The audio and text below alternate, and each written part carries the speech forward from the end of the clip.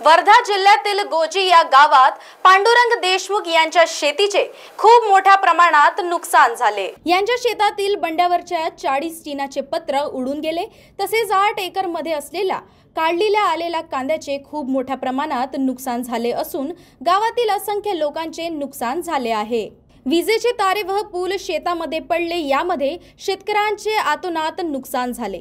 आता शेतकऱ्यांना काय सरकार मदत देणार असा प्रश्न त्यांच्यामध्ये निर्माण झालेला आहे। काल रात्री साधारण 8 वाजता वादळी पाऊस झाला आणि छोटी बारीक गार झाली आणि त्याच्यामध्ये मी तेव्हा घरी होतो।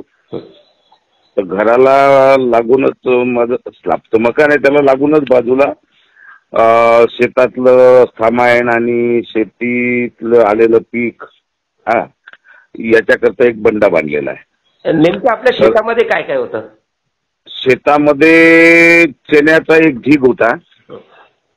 आता त्याच्यावरची ते ताडपत्री उडून पळाली आणि त्याच्यामध्ये पूर्ण पाणी दसलं आणि घाट्या गळून पडल्या आणि गुरांचा चारा होता का कुटार चण्या काढलेल्या काही चण्याचं ते पण बेकार झालं आणि शेतामध्ये माझा 8 एकर कांदा आहे जी। माझ्या नावावर माझ्या प्लॉट मध्ये 4 एकर आहे। जो कांदा हा काढणीला आला होता का? कांदा झाला होता, परिपक्व झाला होता। नाही, काढणीला आला होता का?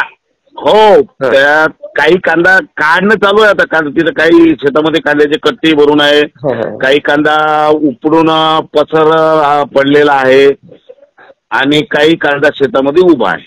महाराष्ट्र टीव्ही 24 साठी संतोष देशमुख, वर्धा।